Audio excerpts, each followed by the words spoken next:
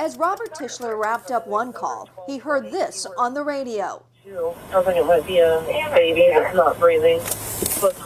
Without hesitation, he aired he was just down the road from the scene, only moments away. Being familiar with the location in the area, I just immediately got in my car and started driving. I mean, that's a priority run, especially with a child. You're not going to just wait for another agency to take that call when you're right there. He knew every second mattered. I get to the scene and I'm looking for the address as a car is approaching me, honking its horns, flashing its lights. See, I've got him right here. As I stepped out of my cruiser, the dad had run to me and was screaming that his baby wasn't breathing. I ran over to the car, observed the baby on the mother's lap in the passenger seat, looking pretty blue and non-responsive. I aired for dispatch to immediately start me a medic, and I ran back to my trunk of my cruiser to get what we call a 𝑰𝒏𝒂𝒏𝒕'𝒔.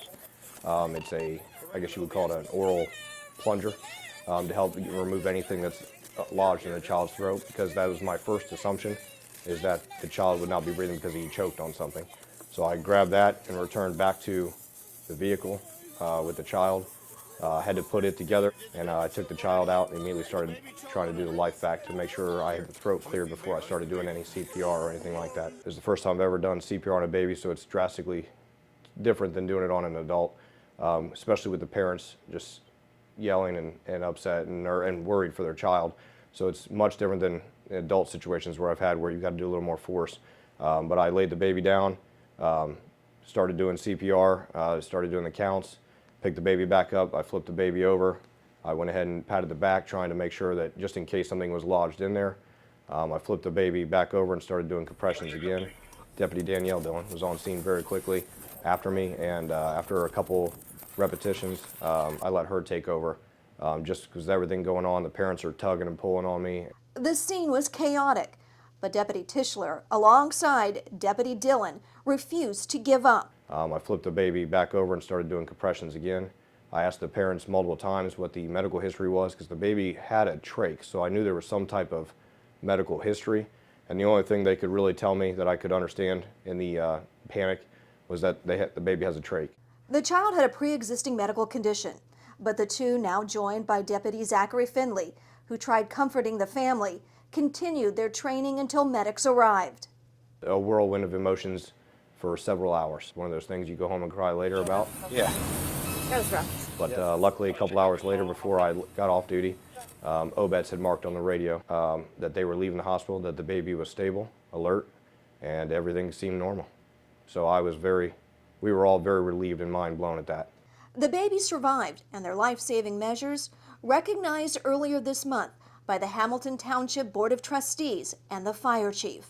Thanks to their extraordinary teamwork, professionalism, and rapid response of all first responders involved, the infant was successfully stabilized and transported to the hospital. But for these first responders, it's not the recognition that has them doing their job. It's about their deep commitment to serving others.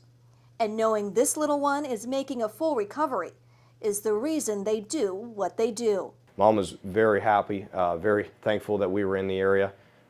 Aurelius is his name, and she's very happy that she has every day with him now since that incident, as you know, that night could have went tragically different. So she's very excited to have any more life with him that she can. Tischler credits their quick response to their training. And it was just a very chaotic situation. Nothing can really 100% prepare you for that, but the training that we get here is definitely valuable. And the first thing I did when everything was done the next day, I sent an email to the training academy letting them know this, because they don't get a lot of shout outs or kudos. First of all, the mask is going to go on. But they 100% deserve it, because they do, it's Groundhog Day for them over there all the time, doing the same thing over and over with each class, each refresher, but they handle like professionals. And if they didn't give us that training and experience, I mean, you'd have people failing out here, but they're not. And he has this message to share to new cadets. I would say, I know it sounds crazy, but you've got to take it serious. Training can become very, repetitive. At the end of the day, you fall back on your training when stuff really happens, and it's like, what do you do? Well, I know what to do because I've been trained on this. You think, oh, he's just doing it on a doll, but that little bit of training gave me the experience to know what I was doing. You know, that baby is alive today because of the training that I got here at the Sheriff's Office. For the Franklin County Sheriff's Office, I'm Maria Durant.